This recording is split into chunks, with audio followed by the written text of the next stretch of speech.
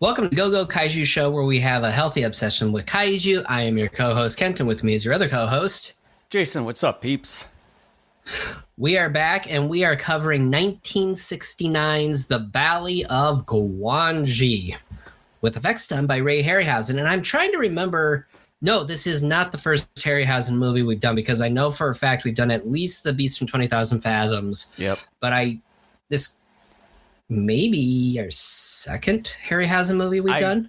I could have perhaps sworn that we may have done another one, but I can't quite remember because we've been doing this for 16 years. So a lot of that has been a long time It's been a while. Very few podcasts last as long as we do because we got so many shenanigans that, Even though we barely hit the 200 mark as far as like official episodes, but I mean, we're kind of melding everything into one now. So, yeah. Who's counting though? So We're doing that today, and just a heads up, the next time we come, which will be in a couple of weeks, we're going to do Reptilicus. And then kind of around the same time, we're going to be doing a show. We're not exactly sure which show yet. And depending upon what show we're doing and how many episodes that show involves, we're going to be doing a certain number of other episodes on, and these are just examples. These are not confirmed. Maybe doing either more commentary tracks and or discussions on movies like, for example, King Kong versus Godzilla, the Japanese cut, or something like that. Just so that way it gives us enough time to work on whichever show it is we're doing, and then we can come back and either cover the show in one podcast or in two or three, depending upon, again, the length of said show that we are looking to do.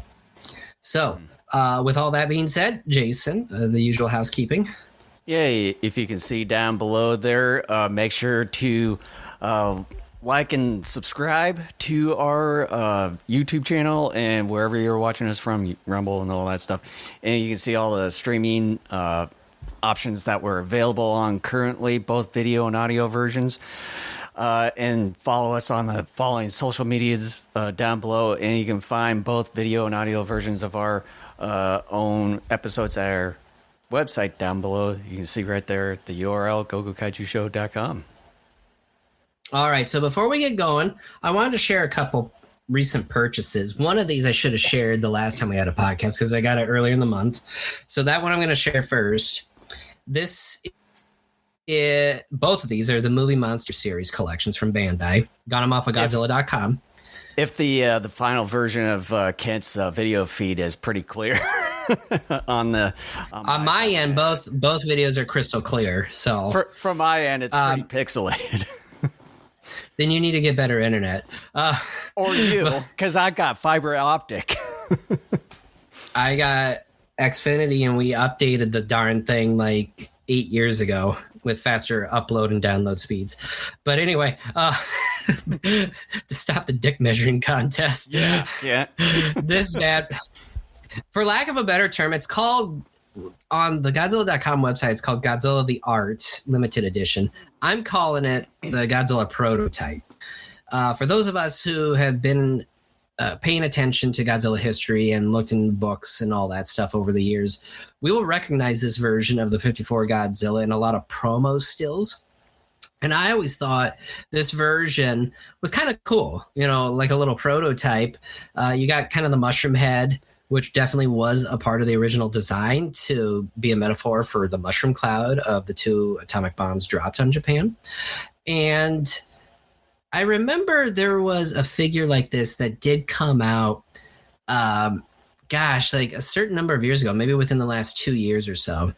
And it sold out pretty quick. And then all of a sudden I got an email one day saying that Godzilla.com had this. And so I'm like, yes, I'm not going to think about it. I'm going to buy it. So I quickly snatched it up. Got it. Here it is. I really like it. Really cool. And then this other one I just got today. Speaking of which, I was kind of hoping that prototype version of the figure would be a little bit larger. I was kind of hoping it would be.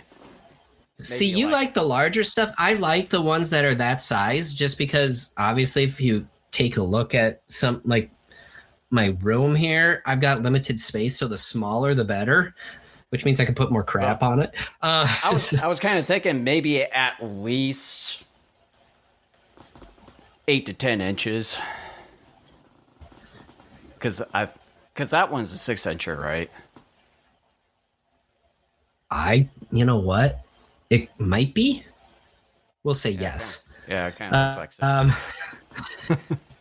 This one I thought was going to be bigger. The giant condor, or ukanduro, I believe is like the official Japanese name. The giant condor. This was voted by the fans, and so Bandai was like, "That's stupid, but we'll make it because you voted for it." Yeah. So, giant condor from the movie that introduced both you and I to Godzilla versus the Sea Monster, Ebirah, Horror of the Deep. Just a giant condor. Nothing too special about it, but again, it's like I said, it's from a movie that introduced you and I to Godzilla officially, so it holds a special place in my heart. And so those are two new things that I got. So without further ado, let's move into 1969's The Valley of Gwangi. I will start off with a plot synopsis here. I remember that. Yeah, that's why I did it. All right. The movie opens with Carlos barely escaping a valley with his life and a mysterious creature in his possession. A short time later, Tuck Kirby. By the way, it makes me wonder if the writers for Jurassic Park 3 used the last name Kirby for the William H. Macy character in Tia Leone as sort of an homage to this. I can't say officially, but I happen to notice that. I'm like, I wonder if maybe the writers were a coincidence, I would say. Yeah. A short time later, Tuck Kirby, the former love interest of T.J. Breckenridge, comes to town to see her circus show that is run by her guardian Champ, and their crew, which also includes Carlos. But the show has fallen on hard times with small crowds attending it, and Tuck attempts to buy TJ out for the Buffalo Bills Wild West show. TJ isn't oh crap, I've lost my space. TJ isn't interested as she believes what Carlos brought back from the Forbidden Valley will bring her and her crew fame and fortune. That thing that she believes will bring them that fame and fortune is a Eohippus, a miniature prehistoric horse. But a gypsy camp led by Tia Zorina warns them that if the Eohippus isn't returned to the Forbidden Valley, terrible things will occur. Tuck meets paleontologist Professor Bromley, who coincidentally happens to find a fossil with Eohippus tracks next to a femur bone of an ancient hominid. Bromley hopes to find more fossils in order to be able to link mankind's past with the hominids. Tuck shows Bromley the Eohippus, and Bromley is astounded. Meanwhile, the gypsies stage to break in and take the Eohippus back to the Forbidden Valley. Bromley gets wind of this and allows the gypsies to follow through, hoping to follow them to the valley in search of more prehistoric Eohippi and greater findings. But Tuck, TJ, and her crew attempt to stop the gypsies, but the gypsies succeed in releasing the miniature horse. The Cowboys follow the horse into the valley where they are met by a pteranodon that takes Lope, a small boy that initially helped Tuck get a horse and became a guide for him. But the boy's weight is just too much. But the boy's weight is too much for the flying reptile, and it lands a short moment later. Carlos jumps on the pteranodon and snaps its neck. Seconds later, the team spots a small plant-eating dinosaur nearby. They chase it until it's snatched up by an Allosaurus, the feared Gwangi. Gwangi chases the Cowboys back until a Styracosaurus appears. The two dinosaurs have a momentary standoff until they both put some distance between themselves. Gwangi then takes the pteranodon carcass and leaves the area. The team finds an elevated cave where they make camp. The next day, as Tuck is getting water from a nearby stream, Gwangi shows up again and chases him back to the camp. The Cowboys spend a bit of time attempting to corral the Allosaurus until the Styracosaurus returns. This time, the two dinosaurs fight each other, with Gwangi bloodying the Ceratopsian and leaving it for dead. As the fight was happening, the Cowboys attempt to make a break for it to leave the valley. Gwangi follows them and catches up to Carlos and kills him. Gwangi catches up with the remaining crew, but can't fit through the valley opening. As it tries to force its way through, it causes numerous boulders to collapse on top of it, knocking it out. Tuck, Champ, and TJ finally corral the dinosaur and take it back to town for the show. Tia and the other gypsies tell them once again bad things will befall them if Gwangi isn't taken back to the Forbidden Valley. During the opening of the show, Tia sends one of her gypsies to unlock Gwangi's cage. As the curtain is raised, everyone is horrified to see the gypsy being gobbled up by Gwangi. Bromley runs near the cage, but as Gwangi escapes, the heavy metal door falls on the paleontologist, killing him. Gwangi battles a circus elephant and leaves it for dead. Gwangi begins terrorizing the town until it's led into a giant cathedral. Tuck, Lope, and TJ are trapped inside with Gwangi. Tuck manages to stab the side of the head of Gwangi with a flag before the three of them flee. On their way out, Tuck throws a torch towards Gwangi and fire ensues. Gwangi is frightened and manages to knock another torch with its tail, creating a larger fire. The fire grows, and so does Gwangi's cries of fear and pain. Eventually, the dinosaur falls, succumbing to the fire, but it's not dead. Only when parts of the cathedral collapse on the crying dinosaur does its life come to an end. Outside, Tuck, Champ, TJ, and the rest of the townspeople look on as the cathedral continues to burn and the movie closes. All right.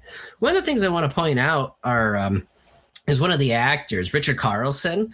I love this actor. I know him from such films as The Creature from the Black Lagoon, It Came from Outer Space, The Magnetic Monster, Riders to the Stars. He was pretty prominent in a lot of, at least for me anyways, 50s science fiction type film. There's also a movie called Tormented. It's kind of a B type of horror comedy kind of film.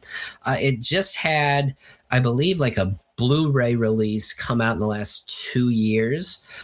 It's pretty unique if you're into that sort of thing. And I love Carlson. I think he is a tremendous actor.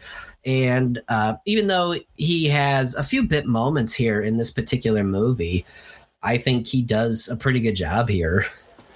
This is a guy that kind of runs the whole circus business with TJ, correct? Yeah. Yes. I guess I know some of the movies that you listed I've seen many years ago. I guess I just haven't really paid much attention to the guy. But as far as the leading gal in this, I kind of looked up a little bit of her history here through Wikipedia. Apparently, she didn't really know when she was born. Apparently, she was Israeli or Jewish, and both of her parents were lost in the whole Holocaust thing. So, it's like her history is a bit interesting, where she kind of got adopted by the city of Seattle, and then got her citizenship the year this movie came out. And apparently, this was her final film that she appeared in, and she hasn't really appeared anything else after Valley of Gwangi here. Interesting. And then from what I've seen, I think she still lives today, and the only thing left as far as most recent history that she sold like her apartment or something in 2014 or something, and living with her current husband. So I think I'm guessing she's like in her 80s or maybe probably 90s or something of the sort. But yeah, her history is a little bit interesting. Yeah, her and the actor who plays Carlos in this movie, their characters were even dubbed over in this movie. That's kind of what I was thinking of myself, is that when they were talking of the two, mainly Gila Golan here, who's a lead female here, that when she was talking, it just seemed like the voice was a bit unnatural to me. It was like, I bet you anything that this was dubbed. Yeah, they were saying that she did the lines as obviously directed to, but her accent was so thick that I think the producers thought that the audience was going to be kind of thrown a little bit. So they had her dubbed over. Same thing with the guy doing Carlos. Well, I didn't think Carlos was quite the one that needed some of the dubbing, but I thought that Lope, the kid in this one, I think that probably was dubbed as well, just the way that he was. I did not find any information on that part, but I did find that, yeah, Carlos, which I thought Carlos, for the most part, that was his original voice, but there are a couple moments, if you pay attention enough, it seems just a tad off. But yeah, like Gia, you can, like, that's very obvious she was dubbed over. Lope, I kind of thought, but like I said, I didn't see anything. That doesn't mean he wasn't dubbed over, but just nothing came up in my search. Mm-hmm. And then, as far as some of the notes that I had in here, didn't really add a whole lot because, I mean, it's a Ray Harryhausen film. You kind of know what to expect when it comes to these sort of films. But the overall story put together for Valley of Gwangi, where it's like kind of that Western culture and then mix it in with maybe a little bit of sci-fi when it comes to the dinosaurs or something of the sort. It's kind of a unique twist and take on the whole Western and kind of the dinosaur sci-fi sort of thing, because you don't really see things like that a whole lot. I mean, you get Cowboys and Aliens some years back, and then some of the other films that can't remember right now, but it's kind of a unique way to do some movies to kind of get some interesting stories, characters, and some moments into these movies. And it was like with Valley of Gwangi, I'm not sure the last time I've seen this movie, but I do remember the famous scene with the whole Gwangi and the elephant fighting it out towards the end. I think that's the one that many people kind of remember the whole movie, and then also when it's in the cathedral there at the end with, you know, dying and stuff from the whole fire and collapse of the building and the sort. This is, I think, the first time since 2015 or 2016 that I've seen it. I remember watching it as a little boy, and I think I was first introduced to it at our grandma's house back in the early 90s. I'm sure it was TNT because they always had these kinds of movies on. I think it was TNT or somebody else or even Encore or something like that. Somebody had it on. And I remember I watched it, and it always stuck with me. Even as a kid, you know, sometimes there are things you remember seeing, but you don't remember the name of it. I always remembered Valley of Gwangi because even though the movie, I liked it as a kid, I was not ever in love with it. And so when Warner Brothers released a DVD of it, gosh, back in like the early 2000s, because I still have that DVD that I bought like over 20 years ago, I grabbed it. And so really, I think I've seen this movie, in all honesty, like anywhere between 5 or 7 times over the years. I like it decently enough. I've never really been in love with it, but I'm not a fan of Westerns. That sort of genre just never clicked with me. It's just not my cup of tea. The couple Western things that I do like, I enjoyed. There was this short-lived 26-episode TV series back in like 64, I believe it was. It was called The Loner. It had Lloyd Bridges. I have it right here. Lloyd Bridges doing the main cowboy character. And it was done by Rod Serling of Twilight Zone fame. And so that's the reason why I checked it out, because I love Rod Serling. And it actually was pretty good series. Like, it actually, I thought, had a lot more depth to it than a lot of other Westerns I've seen. And then last year, I didn't finish it up, but there was the Man with No Name trilogy with Clint Eastwood. I watched the first 2 movies. I liked them okay. Was, again, not in love with them. I have not watched the final one because I saw the running time. The running time on that was like 3.5 hours or something like that. So I need to set aside some time for that one. But otherwise, I'm just not a fan of Westerns.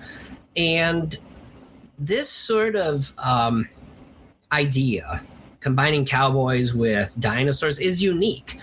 I will say, however, at bare minimum, there's at least one other movie that did this before Valley of Gwangi. Do you happen to know what that movie is? I'm sure you've heard of it, but I'm not sure if you've seen it. Oh. You might kick yourself if you don't get it. Probably, but it's like as of right now, I can only think of only this movie, but I'm sure that there's something that I haven't seen for a long time. It's like a lot of these movies, with Ray Harryhausen and some of these other ones that I just haven't seen for quite some time. But just give me the name. The Beast of Hollow Mountain. That movie was made in 1956. I'm probably going to have to search it up. Search it up while I talk about it for a moment here. That movie had a stop motion, I believe, Allosaurus in it as well. But it is... What was the name again? The Beast of Hollow Mountain. The Beast of Hollow Mountain. It is... Everything about that movie is so poorly done. It came with a DVD set that I had purchased back around, I think it was 2018, with 4 other films, including movies like The Neanderthal Man. And so I watched it. I think I do remember seeing this dinosaur now, but I do remember seeing this. And this is the reason why I kind of did that whole Gwangi thing at the very beginning, because I remember Kent many years ago, I think it was in the 90s, that he got this VCR or VHS cassette tape, mainly just on I think it was you. Promotions.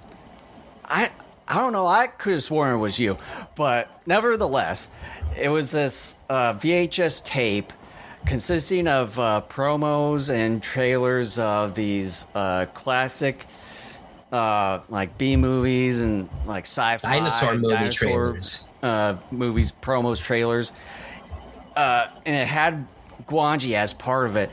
But I do remember seeing this, The Beast of Hollow Mountain, in that whole VHS cassette tape set. I watched it for the first time in around 2018, and let me tell you something. Everything about that movie is terrible. I bet you anything that we're going to, one of these days, we will cover it. No, yeah, we will. We will cover it. It's just a question of when. But at the same time, it is hilariously bad, especially once the dinosaur shows up, because it's not only ridiculously looking, it is poorly animated, and you will laugh your head off once you see that thing run. The animation used to make that thing run. Oh, it is absolutely hilarious. Like, you will laugh your head off. I will just leave it at that. I wouldn't be a bit surprised. But the Valley of Gwangi, my point being, is not only was this Cowboys versus dinosaur thing done before Gwangi, but Gwangi does it better.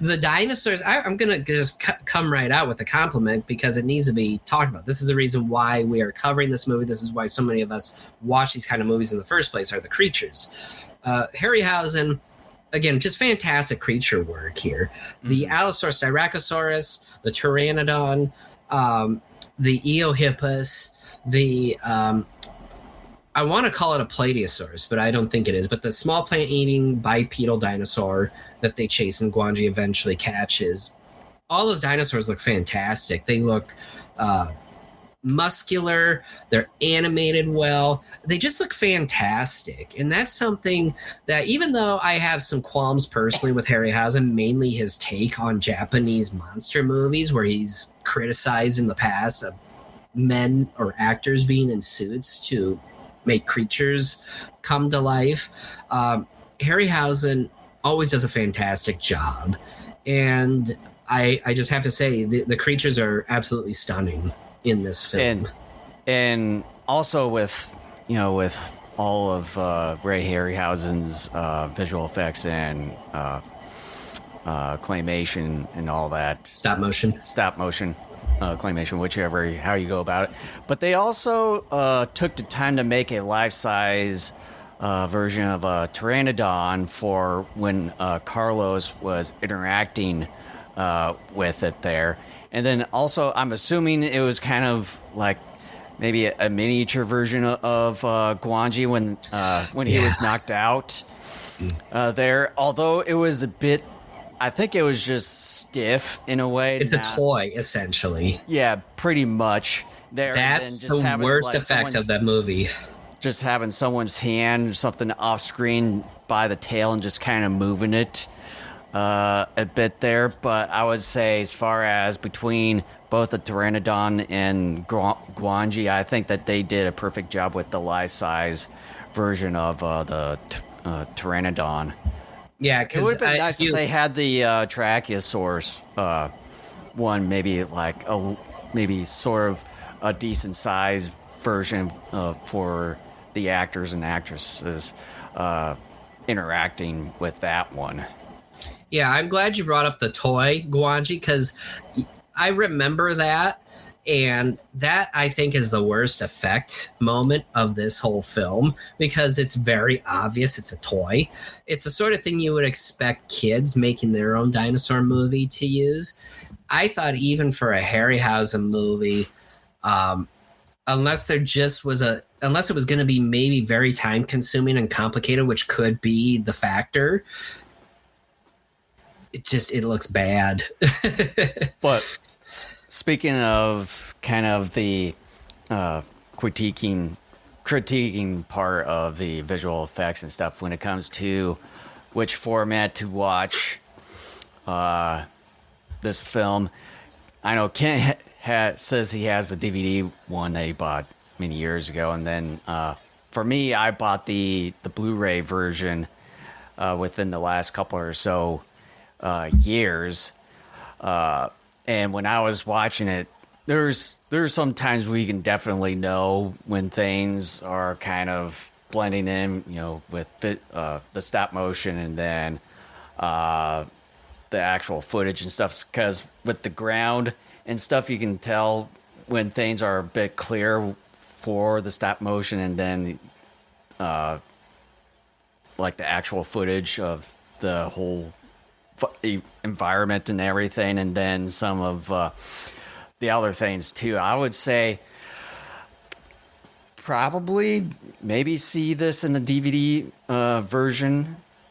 It would probably blend things in a little bit more compared to when you upscale some of these films, because then some of that charm and with the matte screen or stop motion, all that sort of effects that they use back then probably wouldn't work well when it comes to the upscale version of the Blu-ray and the DVD thing. So yeah, I probably would prefer just seeing this film in the DVD version compared to the upscale version of the Blu-ray. Yeah, even with the DVD, like if you look closely on the ground, for example, you can see like strips of the ground are a bit of a different color when the dinosaur's in there. And a bit clear. Yeah, it's not terrible. Like, it doesn't throw me for a loop. It really doesn't. And yeah, on the DVD, it looks pretty good. There's only one scene where, and I forget which one it is, but Gwangi's on the right side of the screen and like the people are on the left.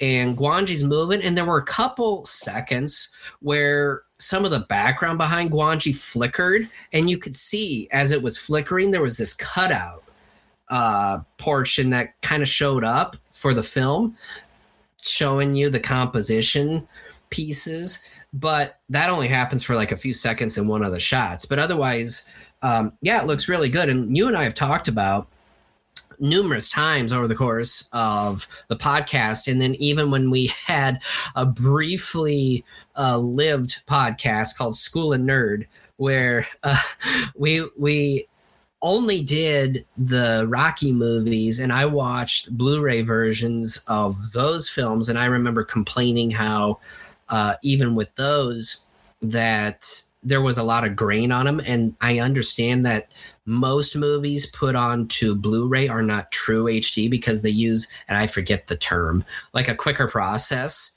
to transfer it. They don't go frame by frame and try to make it pure high def. I've always been an advocate of saying that I do not personally believe films that were not filmed in HD should not be converted to HD, because not only do a lot of times you just get grain, as with you, and I've even mentioned it like with The Return of Godzilla, and I think a couple other films we've covered on here. There are scenes in some of these films where you see the seams, and that takes things away from the viewer. I think it takes them out, because I remember when we covered The Return of Godzilla and I watched that for the first time in Blu-ray format, there was one scene of Godzilla partially over part of the Tokyo skyscape, and I could easily tell with the Blu-ray it was two separate shots, and I never realized that, because for years when I watched it on the VHS and then eventually a DVD, you could never tell.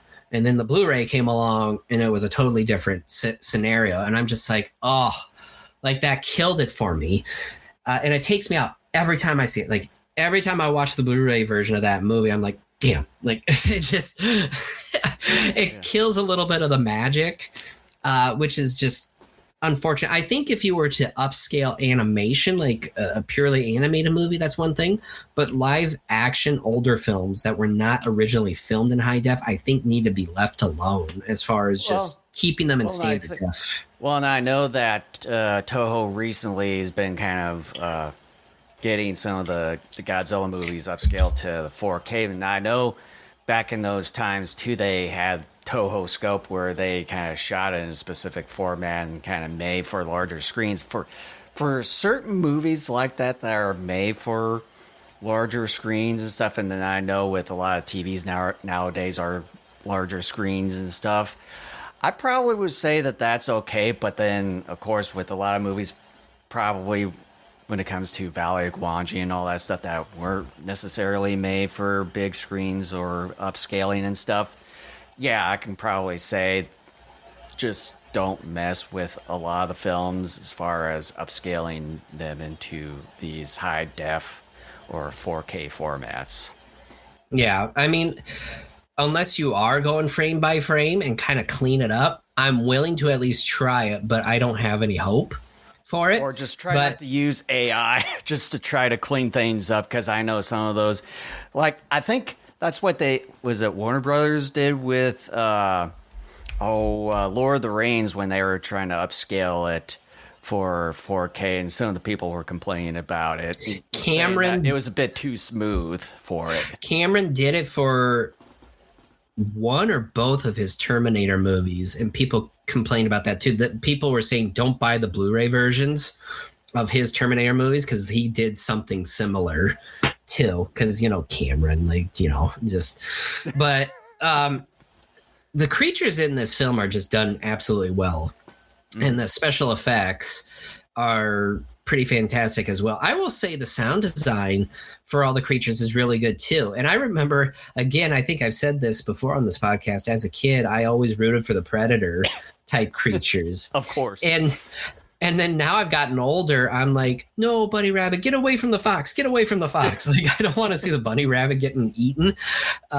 It like really bothers me anymore when I see something like that, even in a fake movie like this, where the Styracosaurus and Gwangi are fighting each other, and it gets brutal in a few points, including like he takes a chunk out of the Styracosaurus. I'm like, motherfucker, like what a way to go. Like, that's brutal. And then you not only hear the Styracosaurus cries and you see the chunk of flesh being taken out, but later on, well, even before that, you hear the little dinosaur getting crunched up by Gwangi after it's being chased by the cowboy. And then later on with the circus elephant, the cries of the circus elephant as it's being, carved up by Gwangi. I'm just like, oh man, like that gets to you. And then Gwangi's cries at the end too. Oh man, like they were getting at me in this movie. As far as, talking about the sound effects in here, or sound design, My little critique when it comes to this whole thing was the elephant roar, cry, and all that stuff, or how it just felt a bit unnatural to me. It would have been the regular sound is weird. Yeah, it would have been nice if they would have gone out, find an actual elephant, and took the time to record some of the sounds from an actual elephant there, just to make it a bit more natural and believable in that regard. But speaking of sound, as far as the score for the film, to me, it kind of gives it kind of like, I would say, a blendish of Western and sci-fi film scores from like the 50s and 60s in that regard. And I think it's a bit of a unique score or take kind of to go along with kind of this Western / sci-fi-ish film that, and it kind of blends in with a lot of the Ray Harryhausen stuff, the kind of the music that you would hear from his movies. So you kind of, like I said earlier, you kind of know what to expect when it comes to Ray Harryhausen films. Yeah, you talk about the score. I found the main theme to be okay. It seemed like it was kind of the same couple of notes just being repeated. I wasn't that impressed with it. And yeah, I thought Western, it came off as a Western type of score, which I mean is fine because that's kind of what this film is, more or less. But I was not impressed with the overall score. I didn't think that there was much of a variety of tracks for this. And again, I didn't look up as far as like what the production time of this was. I know stop motion obviously takes a while, but even then, films like this were kind of considered B movies to some extent. And so a lot of these films didn't quite have the budget and therefore usually had quick turnaround times from being greenlit to when they were supposed to get released. So I'm willing, if it is true that maybe this movie had a short production time, I'm willing to essentially forgive that because you got to cut corners somewhere. I would rather cut corners in my music score than in the effects if I'm given the option. Yeah. Speaking of production time, let me check up an AI thing and just kind of ask it a question and see what was. Speaking of AI, on this. While you're doing that, I just have to say I want to dive into the character stuff here for a moment, but I just have to get this out before I forget. Professor Horace Bromley, considering he's a paleontologist, someone with a PhD, he's a moron because. For some reason, he also kind of I think he was sort of inspired by the one Professor Lee guy. I forget the name of the Jurassic Park franchise. The old guy with the beard and all that stuff. Hammond? Yeah, Hammond. He kind of, to me, he kind of sort of is inspired by this professor in a way. I don't think so. Because this guy's an idiot. And you want to know how he's an idiot? It's the sequence when they find the elevated cave and then Tuck goes to dig a hole and he puts all this vegetation over the hole. It's clear as day that there is vegetation there covering a hole. And it's the only vegetation in this little area. But then Tuck decides, instead of going around it, even if he thought it was legitimately shrubs, he decides to walk through it rather than going around it. Mm-hmm. I don't quite understand that. It's the movie's cheap way of trying to get a laugh, but it makes the character stupid. Mm-hmm. Yeah, so I got an answer here through Copilot here, and it says that there isn't a specific formal production time for this, but they say as far as the project's original date, that the Valley of Gwangi project originated decades earlier, under Willis O'Brien, who developed the concept long before his death in 1962. And then it says Ray inherited the project and completed all the stop motion animation, which historically required many months of frame by frame work. And then obviously the film was released in 1969. And that it says meaning principal photography and animation likely occurred in the mid to late 60s, consistent with Harryhausen's typical multi-year production cycles.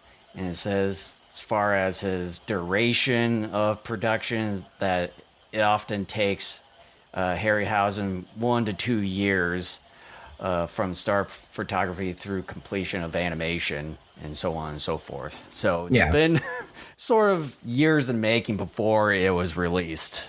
Well, and the funny thing is like, I saw today on Facebook, one of my friends had posted, I believe it was a picture drawn by Harryhausen of an Allosaurus confronting a cowboy. And that picture was drawn by Harryhausen like 20 or so years earlier, something like that, which is kind of interesting considering we're covering Gwangi today.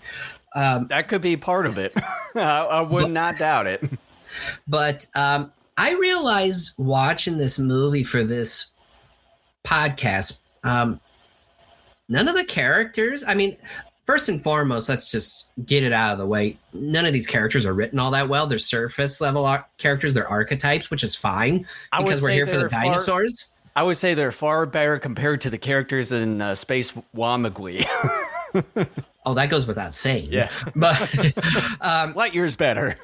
But I will say this. The characters being just, plain Jane is not a surprise.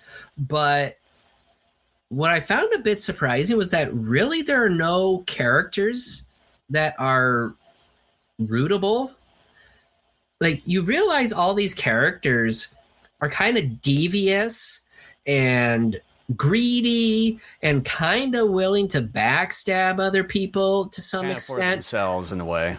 More or less. It's kind of what you see in a Western film back in those times. Right. But with a movie like this, usually they try to portray the dinosaur as being a villain, which I don't like because a dinosaur is just an animal.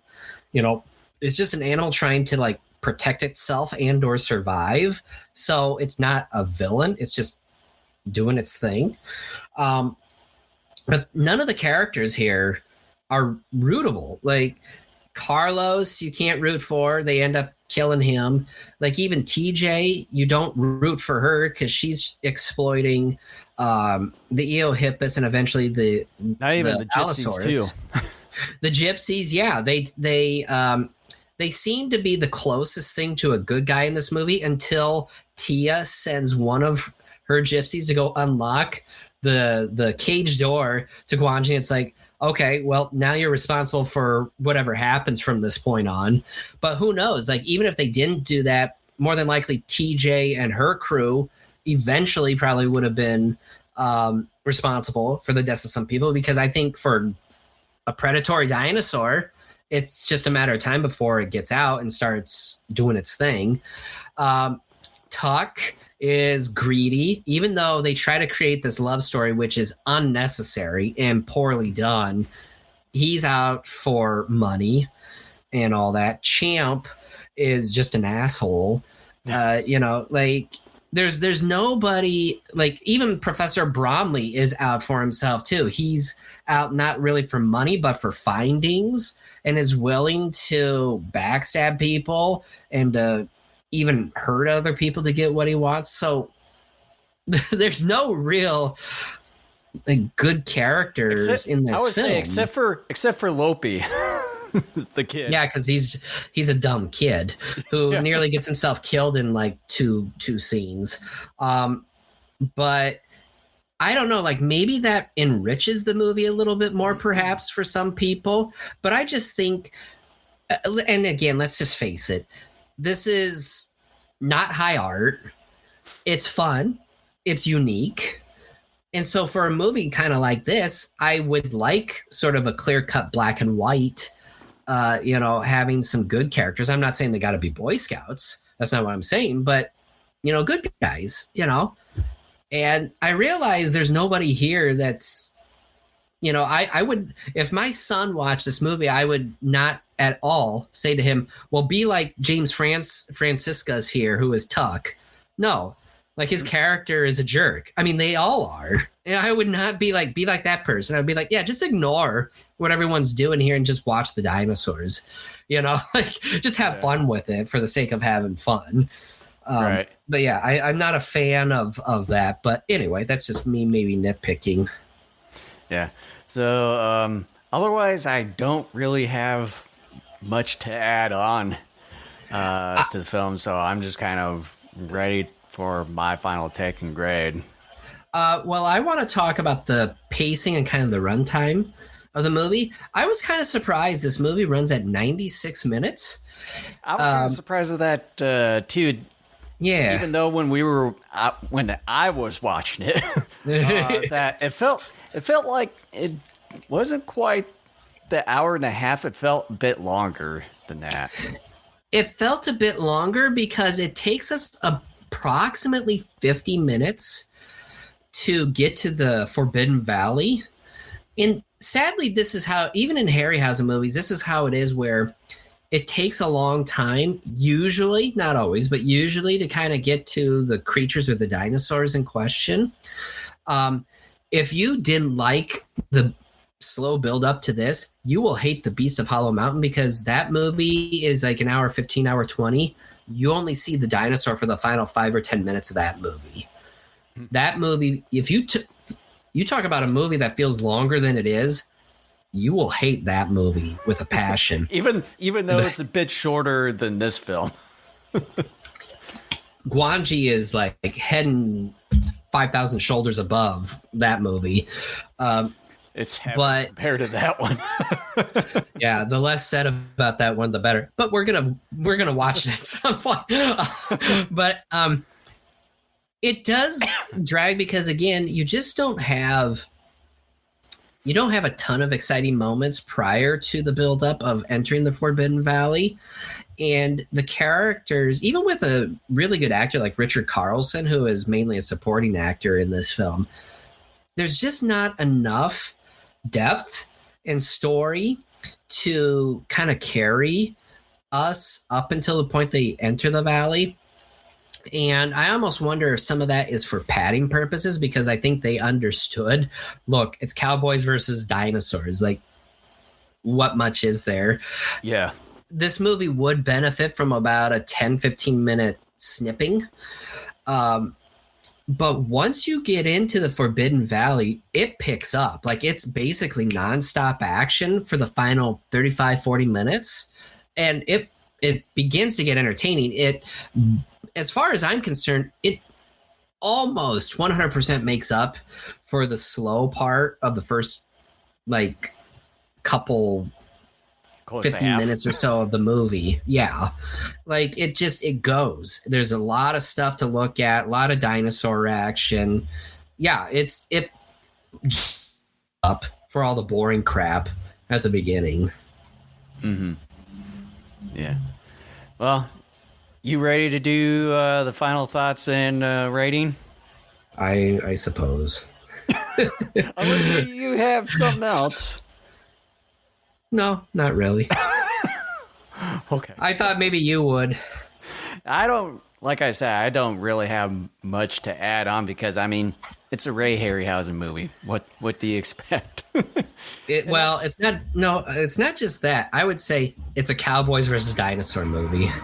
Well, and that too. And that's kind of one of the things I just want to say is that, I mean,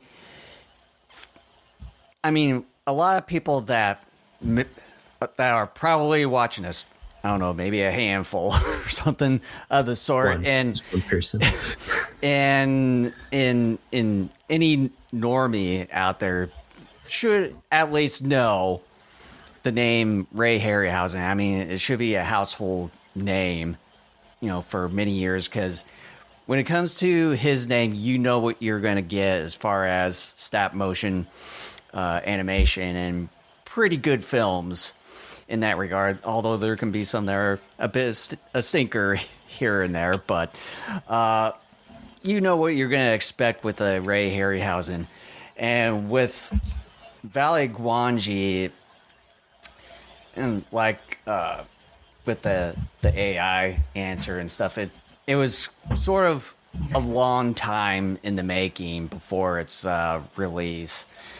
And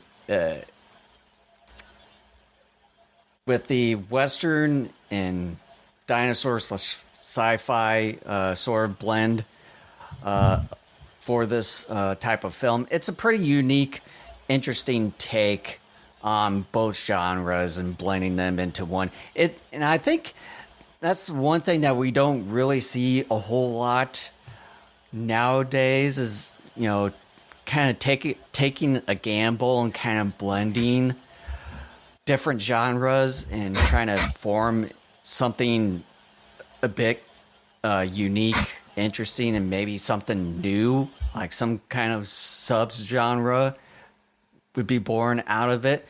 It would be nice if we can try to start doing that again instead of rehashing, remaking some of the same things over and over again, and kind of all these try to kind of get away, take a break from these superhero movies and stuff that we see nowadays.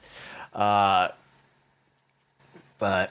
yeah, with this particular movie, it would have been nice if they would have done maybe a bit more with it. But I mean, with it being kind of around the 60s and 70s when this film was released, they didn't really have all the necessary resources and stuff back then and stuff. If it was made today, I mean, probably would have been a bit better, although they probably wouldn't have a whole lot of resources, but maybe gone in with the whole visual effects, CGI and all that stuff. But it's a unique story.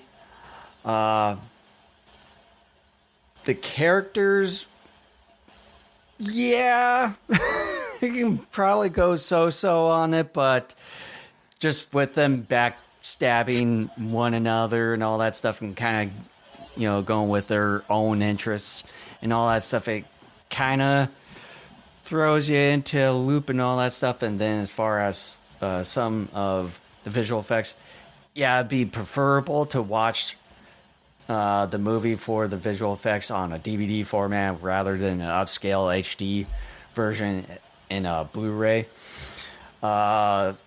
The score to the movie is decent enough with some of the blendings of Western and sci-fi of like the 50s and 60s type of films here.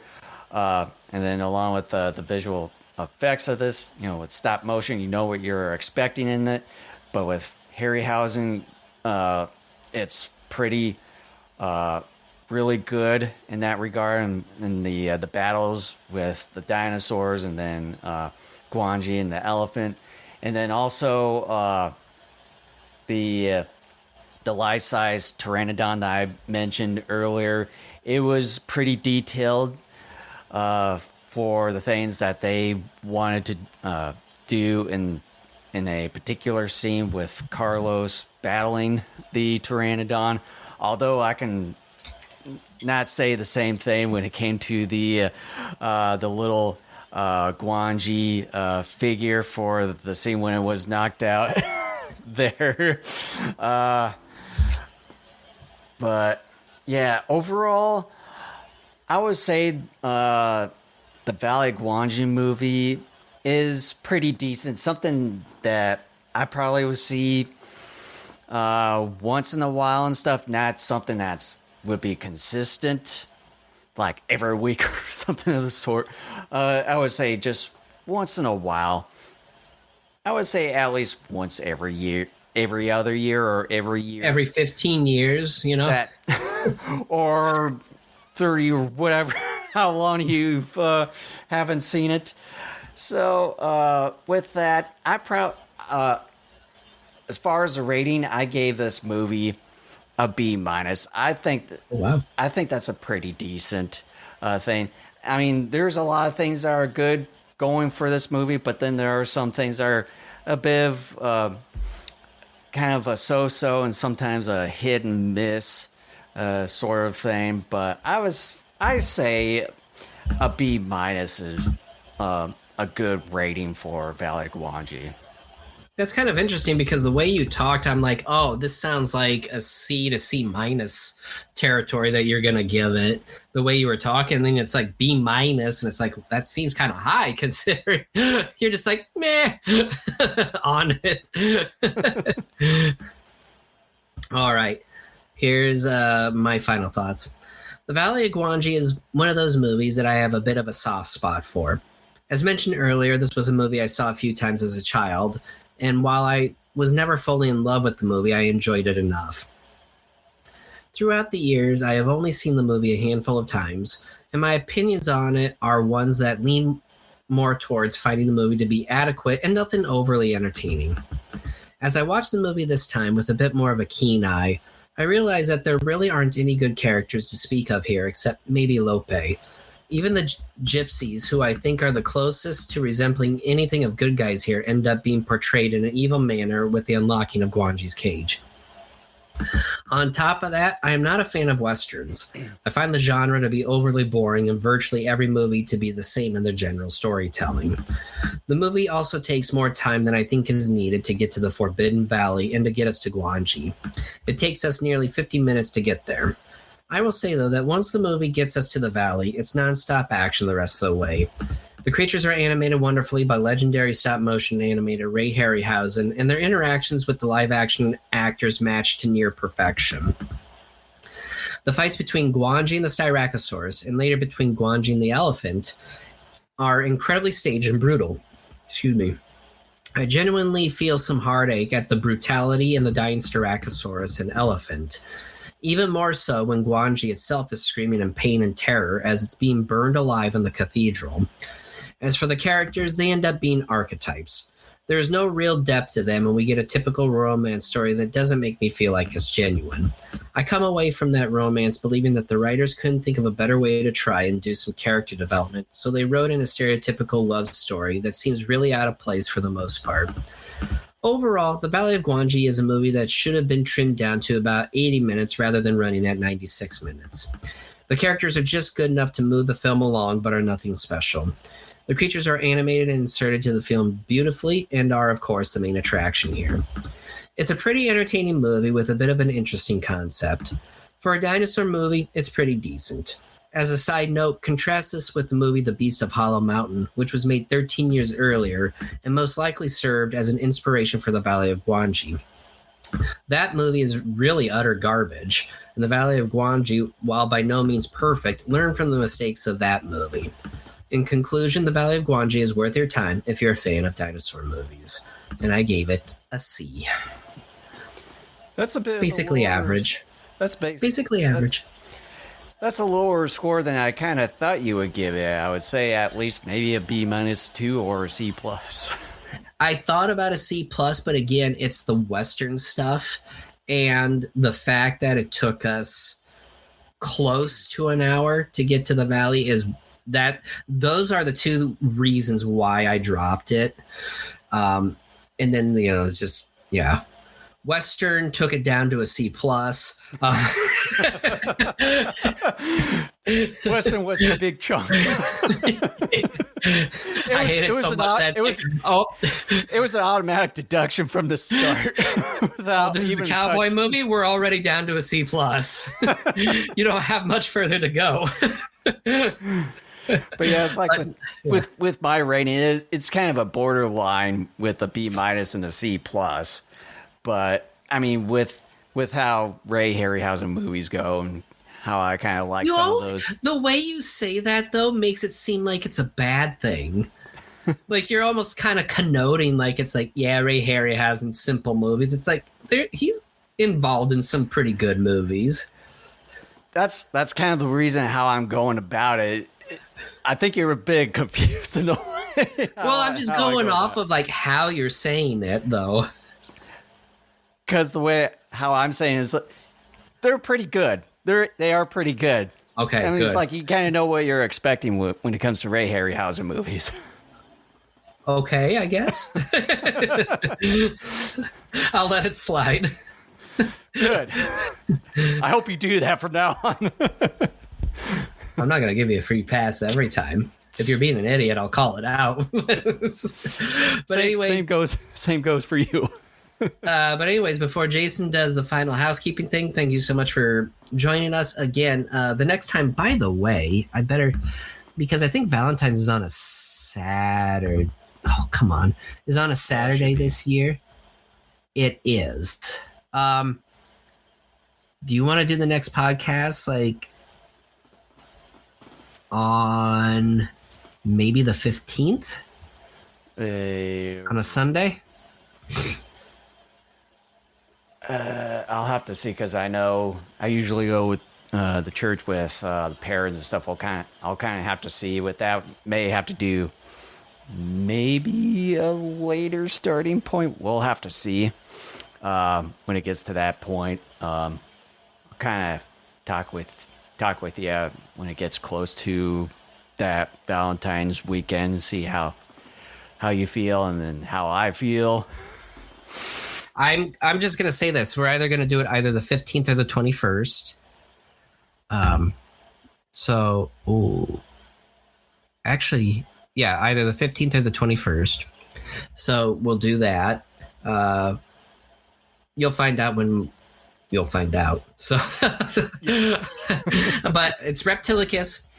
When we get done here in a moment, Jason and I are going to decide on a show we're going to do, and then we'll kind of get some things figured out as far as other podcasts to do in the meantime after Reptilicus. So that way in the weeks, if not however many months we feel that we have some backup shows to still do while we're working on the show. And then we will cover the show either in one or multiple podcasts, odd number of time down the road. Yeah.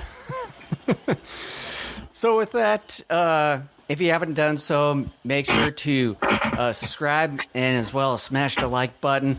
And you can also follow us on the following streaming and audio platforms that you see down below. And you also follow us on the following social medias there. And you can also find both video and audio versions of our podcast episodes in any other videos right at our own website at gogokaijushow.com. Thank you so much for joining us. We'll see you here in a few weeks. I'll see you guys next time.